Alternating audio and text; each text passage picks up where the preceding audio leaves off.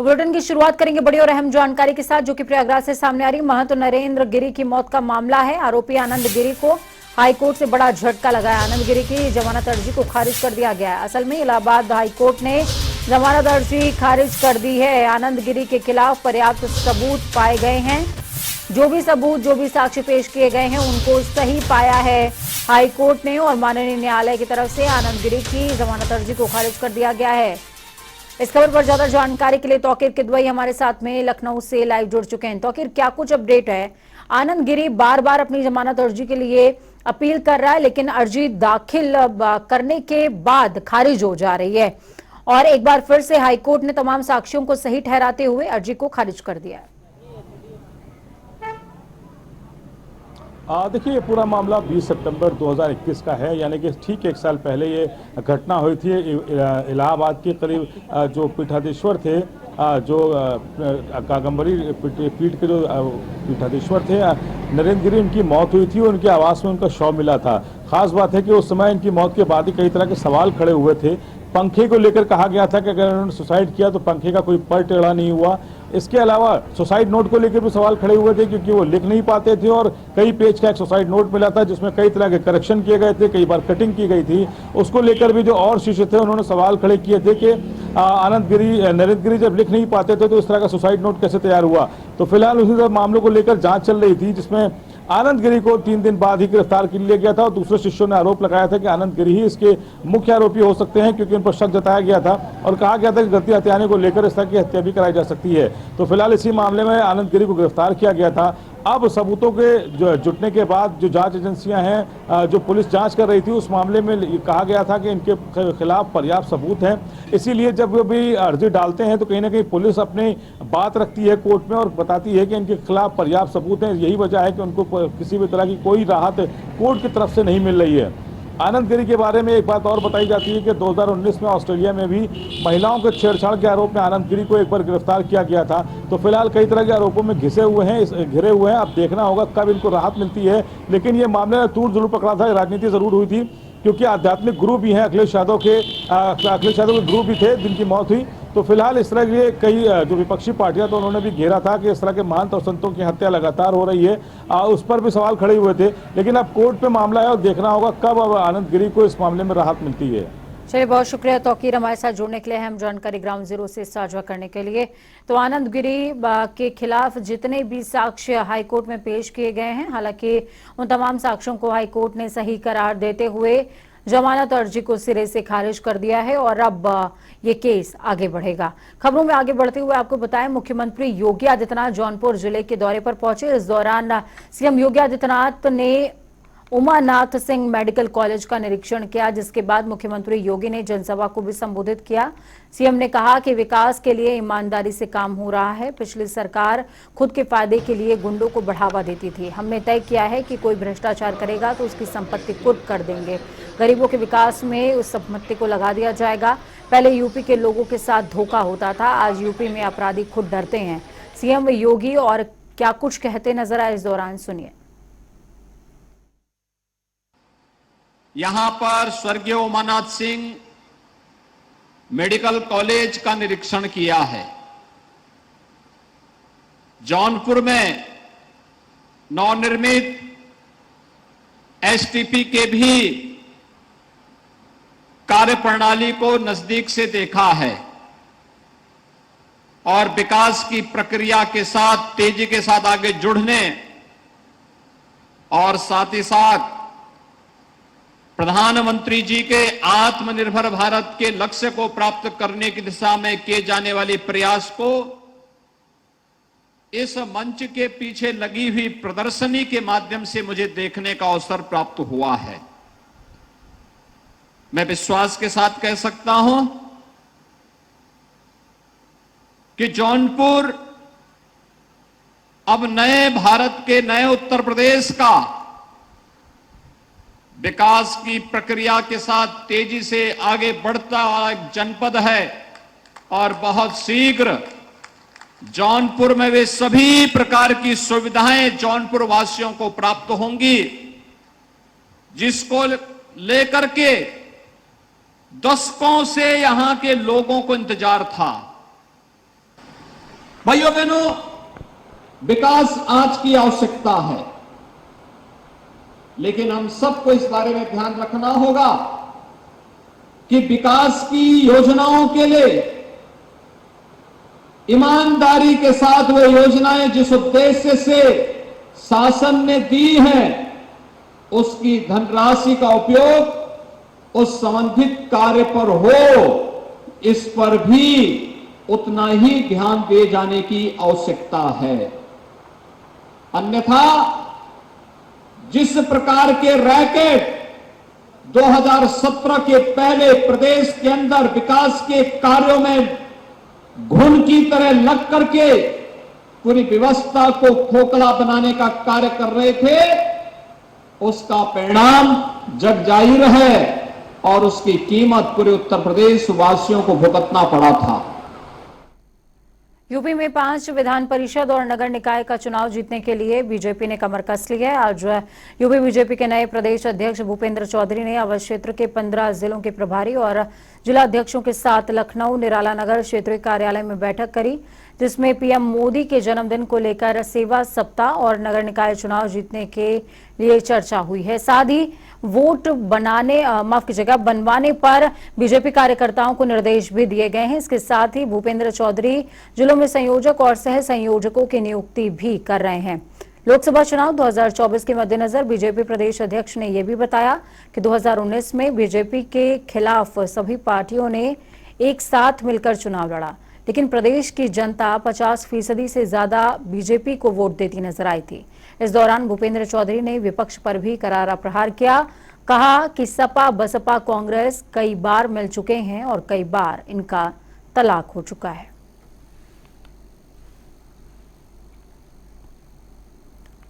उत्तर प्रदेश के मुखिया सीएम योगी इन दिनों पूर्वांचल दौरे पर हैं। सीएम योगी इस दौरान जिले को विकास की सौगात भी दे रहे हैं और इन कार्यों की प्रोग्रेस का निरीक्षण भी कर रहे हैं। लेकिन आज जब सीएम योगी का काफिला जौनपुर पहुंचा तो काफिले के बीच कुछ सपा कार्यकर्ता काला कपड़ा लेकर पहुंच गए और सपा अध्यक्ष अखिलेश यादव के पक्ष में नारेबाजी करने लगे। हालांकि इस दौरान सुरक्षा के लिए मौजूद पुलिसकर्मियों ने सपा कार्यकर्ताओं को हिरासत में ले लिया। आपको ये बता दें कि राजनीतिक दृष्टि से सीएम योगी के ये दौरे मिशन 2024 के मद्देनजर खास माने जा रहे हैं और इस बात से विपक्ष भी बखूबी वाकिफ है। ऐसे में अपनी मौजूदगी दर्ज कराने के लिहाज से विपक्ष भी कोई कुरकसर नहीं छोड़ना चाहता और बीजेपी आगामी लोकसभा चुनाव को लेकर अभी से जुटी हुई है। यूपी में मजबूत विपक्ष का दावा करने वाली सपा भी हर तरीके से बीजेपी को टक्कर देने के लिए तैयार है और सीएम को काला कपड़ा दिखाना एक तरह का इशारा कहा जा सकता है।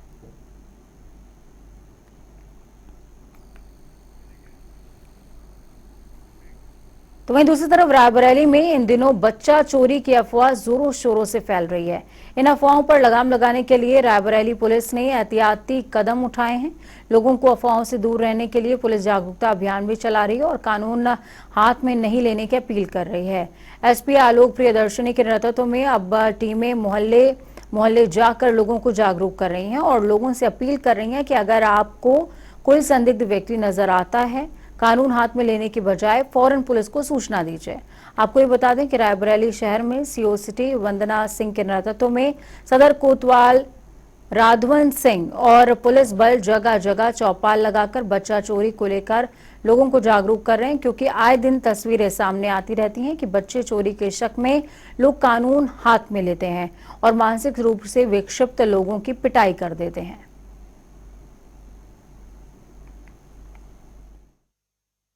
ये आज आचार्य द्विवेदी नगर में कुछ लोग एकत्रित हैं। इनको हम लोग इनकी काउंसलिंग कर रहे हैं, जागरूकता फैला रहे हैं, लोगों को ये संदेश दे रहे हैं कि ये बच्चा चोरी जैसी अफवाहें जो इस समय जनपद में चल रही हैं ये निराधार हैं।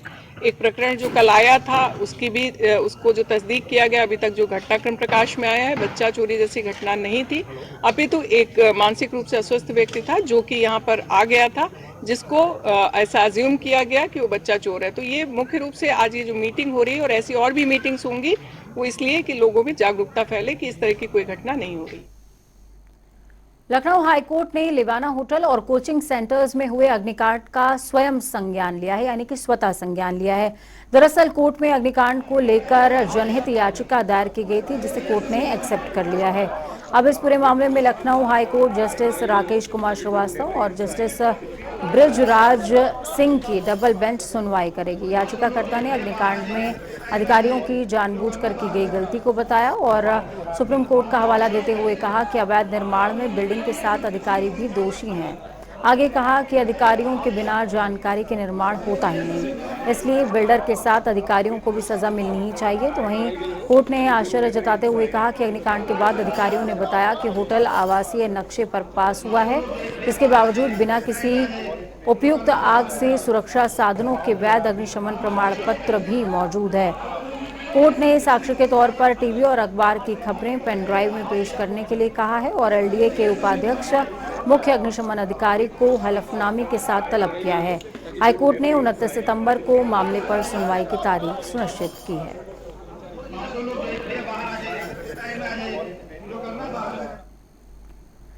तो वहीं दूसरी तरफ उप मुख्यमंत्री ब्रजेश पाठक मैनपुरी विकास कार्यों की समीक्षा करने पहुंचे। इस दौरान उप मुख्यमंत्री ने कहा, बीजेपी एक बड़ी पार्टी है। प्रधानमंत्री की गरीब जन कल्याणकारी योजना और मुख्यमंत्री योगी जी की कानून व्यवस्था को देखते हुए 2024 के चुनाव में बीजेपी पूरी सीटों पर विजय हासिल करेगी। साथ ही उप मुख्यमंत्री ने मैनपुरी में कम हुई बारिश को लेकर किसानों की समस्या को देखते हुए ग्रामीण इलाकों में बिजली आपूर्ति बढ़ाने के निर्देश दिए हैं। साथ ही आजम खान के सवाल पर उप मुख्यमंत्री ब्रजेश पाठक ने कहा कि वो बयान माफिया लोग हैं और इस तरह के लोग बयान देकर सुर्खियां बटोरने का काम करते हैं। साथ ही उप मुख्यमंत्री ने समाजवादी पार्टी को गुंडों और माफिया की पार्टी बताया।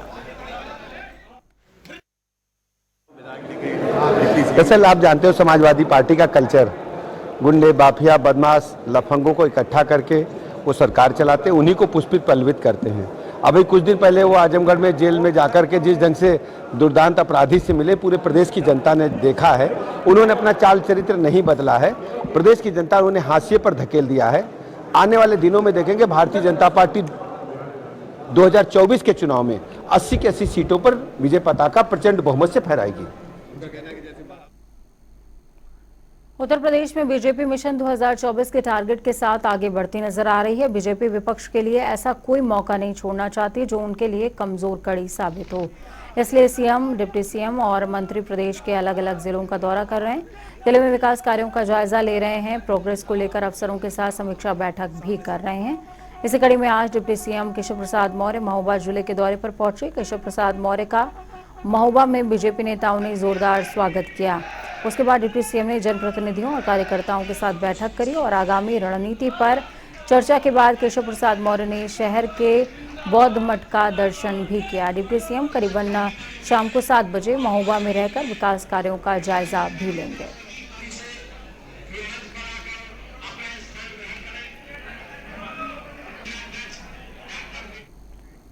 आज अनंत चतुर्दशी का पर्व है और देश भर में बप्पा की विदाई हो रही है।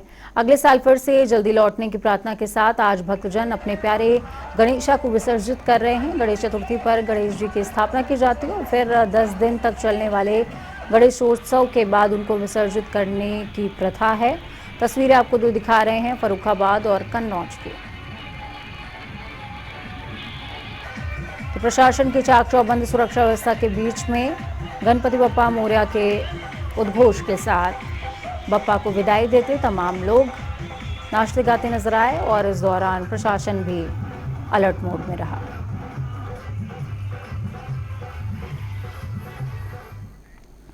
तो चलिए खबरों में आगे बढ़ेंगे। बात उत्तराखंड की करते हुए बड़ी और अहम जानकारी आपको दे दें। धामी कैबिनेट की बैठक जारी है। सीएम धामी की अध्यक्षता में बैठक चल रही है। कई अहम प्रस्तावों पर मुहर लगी है। समूह की भर्ती परीक्षाओं पर फैसला संभव बताया जा रहा है। भू कानून पर समिति की सिफारिशों पर भी चर्चा होगी। लॉजिस्टिक पॉलिसी पर बैठक में मंथन हो सकता है। जीआई टैग के बोर्ड गठन पर भी चर्चा हो सकती है। तो बड़ी और अहम जानकारी आपको दे रहे हैं। धामी कैबिनेट की अहम बैठक चल रही है।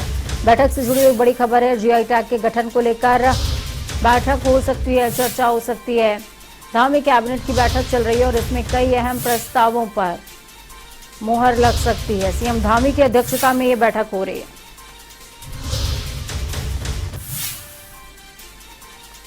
चलिए ग्राउंड जीरो का रुख करते हैं। हमारे साथ में अजीत काम्बोज संवाददाता जुड़ चुके हैं। अजीत, क्या कुछ अपडेट है ये मीटिंग बेहद खास बताई जा रही है क्योंकि मीटिंग में सीएम धामी अध्यक्षता कर रहे हैं और सबसे बड़ी बात यह है कि कई अहम प्रस्तावों पर मुहर लग सकती है। बिल्कुल पूजा, आपसे कुछ ही देर पहले या कहीं कुछ मिनट पहले ही राज्य कैबिनेट की बैठक सचिवालय में शुरू हो चुकी है और मुख्यमंत्री पुष्कर सिंह धामी की अध्यक्षता में बैठक है जिसमें तमाम मंत्री मौजूद हैं और साफ तौर पर जो कैबिनेट बैठक में मुद्दे आने हैं उनको लेकर काफ़ी चीज़ें चर्चाएं यहाँ पर होने लगी हैं। यूके SSS सबसे बड़ा मुद्दा है जो पिछले कई दिनों से उत्तराखंड की राजनीति में खासी चर्चाओं में रहा है। इसको लेकर सरकार क्या कुछ फैसले कर सकती है, क्या कुछ इस पर निर्णय होगा, तमाम विषयों को लेकर यहाँ पर चर्चा होनी है। मुख्यमंत्री पुष्कर सिंह धामी ने कुछ ही दिनों पहले एक बयान दिया था कि यूके SSS की जो भी भर्ती परीक्षाएं हैं उनको उत्तराखंड पब्लिक सर्विस कमीशन के माध्यम से यहाँ पर संचालित किया जा सकता है। तो उम्मीद है कि राज्य कैबिनेट की बैठक में इस बड़े विषय को लेकर चर्चा होगी और जो तमाम बेरोजगारों की मांगे हैं उस पर सरकार कोई बड़ा निर्णय ले सकती है। इसके अलावा अगर देखा जाए तो भू कानून एक बड़ा मुद्दा है। पिछले दिनों जो जी अजीत, मैं आपसे ये भी समझना चाहूंगी कि आयोग को भंग करने की मांग लगातार चल रही है। क्या इस बैठक के दौरान आयोग को भंग करने को लेकर के किसी तरह की कोई बात हो सकती है? क्योंकि त्रिवेंद्र सिंह रावत के बाद आज गणेश जोशी का भी बयान सामने आया है, जो खबर अभी हम अभी से कुछ देर के बाद दर्शकों को बताएंगे भी। बिल्कुल पूजा, आपने ठीक कहा। अगर उत्तराखंड अधीनस्थ सेवा चयन आयोग की बात की जाए तो जब से इसका गठन हुआ था तब से लेकर अब तक की तमाम भर्तियों में खामियां निकल चुकी हैं, शिकायतें हर भर्ती के बाद हुई है। तो ऐसे में सरकार के आगे एक विकल्प ये भी बचता है कि क्यों ना आयोग को भंग करके जो सारी भर्ती परीक्षाएं हैं वो लोक सेवा आयोग के माध्यम से संचालित की जाए। पूर्व मुख्यमंत्री त्रिवेंद्र सिंह रावत पहले इस बात को उठा चुके हैं और अब कैबिनेट मंत्री गणेश जोशी ने भी इस मुद्दे को पुरजोर तरीके से उठाया है कि अगर हर भर्ती परीक्षा में खामियां निकल रही हैं, शिकायतें हो रही हैं, तो क्यों ना इस आयोग को ही भंग कर दिया जाए। अब सरकार के ऊपर निर्णय होगा कि मुख्यमंत्री इस पर क्या संज्ञान लेते हैं, क्योंकि मुख्यमंत्री भी कई बार इन बातों को कह जरूर चुके हैं कि आयोग की हर भर्ती परीक्षा में जिन जिन की शिकायतें हुई हैं उनका संज्ञान लिया जाएगा, उनकी जांच कराई जाएगी। और अब जब बेरोजगार भी पूरी तरह से इसको लेकर मुखर हैं, सीधे तौर पर लोक सेवा आयोग के माध्यम से भर्ती परीक्षाएं आयोजित करने की मांग कर रहे हैं, तो सरकार क्या निर्णय लेती है, कैबिनेट बैठक में क्या इस विषय पर चर्चा होती है, इसका इंतजार रहेगा। अब से कुछ ही देर पहले बैठक शुरू हुई है तो उसके बाद अब जब निर्णय आएंगे तो उसमें इस बात की क्लियरेंस मिल पाएगी कि किन किन विषयों को यहाँ पर कैबिनेट ने चुना और किन किन मुद्दों पर यहाँ पर मोहर लगी है।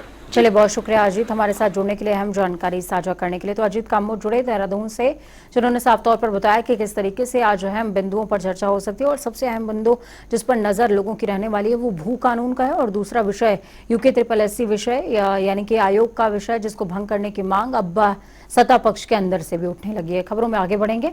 सीएम पुष्कर सिंह धामी आज ऋषिकेश के दौरे पर भी पहुंचे हुए थे। सीएम ने कई कार्यक्रमों में प्रतिभाग किया। साथ ही मुख्यमंत्री धामी नगर निगम देहरादून में हिमालय बचाओ अभियान की शुरुआत करते भी नजर आए। इस दौरान सीएम ने जनता को संबोधित करते हुए कहा कि हिमालय सिर्फ पर्वत श्रृंखला नहीं है बल्कि पिता है। जहां पर उत्तराखंड राज्य के मुख्य सेवक के रूप में मैं समझता हूं कि हमारी सरकार के दो दायित्व हैं। एक तरफ जहां हमें हिमालय के संरक्षण के प्रति गंभीर रहना है, इस जिम्मेदारी को भी हमने निभाना है, और दूसरी तरफ विकास के प्रति भी कि अनवरत रूप से विकास होता रहे। आज जो हमारे देश के प्रधानमंत्री मोदी जी के नेतृत्व में पूरे देश के अंदर विकास की गंगा बह रही है, हर क्षेत्र के उत्थान के लिए, उन्नयन के लिए काम हो रहा है, तो वहीं दूसरी तरफ विकास के प्रति भी हमारा उतना ही दायित्व बनता है। इसलिए जहां एक तरफ यह जरूरी हो जाता है कि विकास और दूसरी तरफ आर्थिकी, अब दोनों ही बहुत गंभीर विषय हैं। तो ये हरिद्वार पंचायत चुनाव में नामांकन के अंतिम दिन के बाद घमासान भी तेज हो गया है। हरिद्वार की गढ़ सीट से जिला पंचायत का टिकट न मिलने पर कांग्रेसी दावेदारों ने ज्वालापुर से कांग्रेस विधायक रवि बहादुर के पोस्टर फाड़ डाले और गुस्सा निकाला। साथ ही असंतुष्ट दावेदारों ने फेसबुक पर भी भड़ास निकाली है। फेसबुक के माध्यम से पोस्ट लिखकर 15 लाख में टिकट बेचने का आरोप लगाया है। इसका एक वीडियो अब सोशल मीडिया पर तेजी से वायरल भी हो रहा है।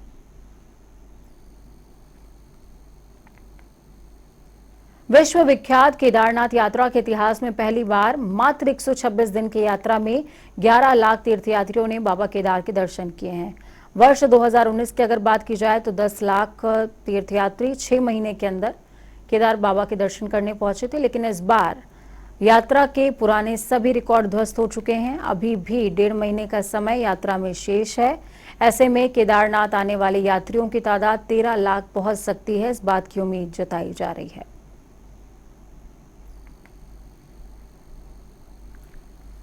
तो उत्तराखंड में लगातार भर्तियों को लेकर सवाल खड़े हो रहे हैं। उत्तराखंड अधीनस्थ सेवा चयन आयोग की तमाम भर्तियों में शक देखने को मिल रहा है, यानी कि ये तमाम भर्तियां शक के दायरे में है।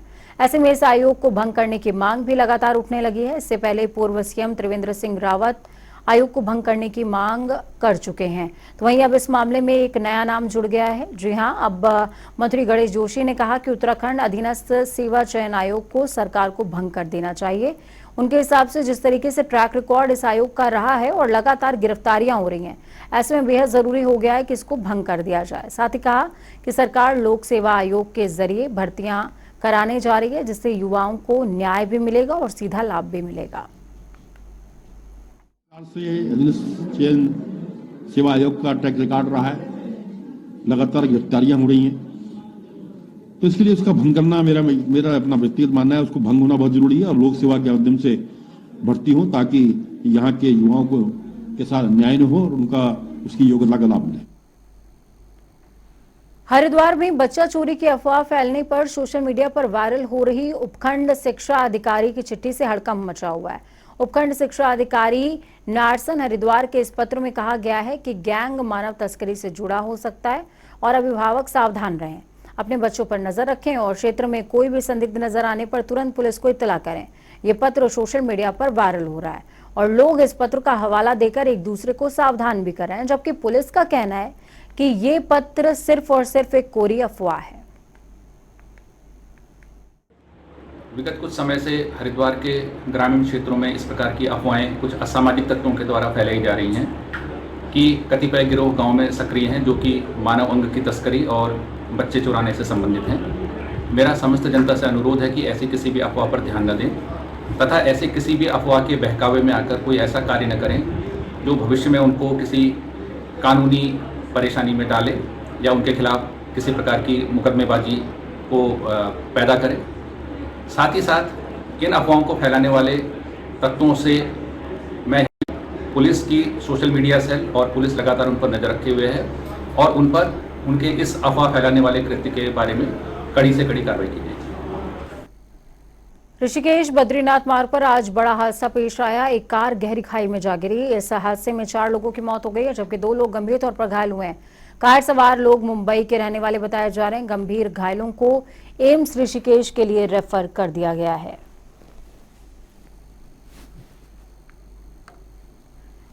वक्त यहाँ पर छोटे से ब्रेक का। ब्रेक के उस पार खबरों का सफर लगातार जारी रहेगा। बने रहिए जनता टीवी के साथ, क्योंकि हमें आपकी ताकत। अपना और अपनों का बहुत ज्यादा ख्याल रखिए। नमस्कार।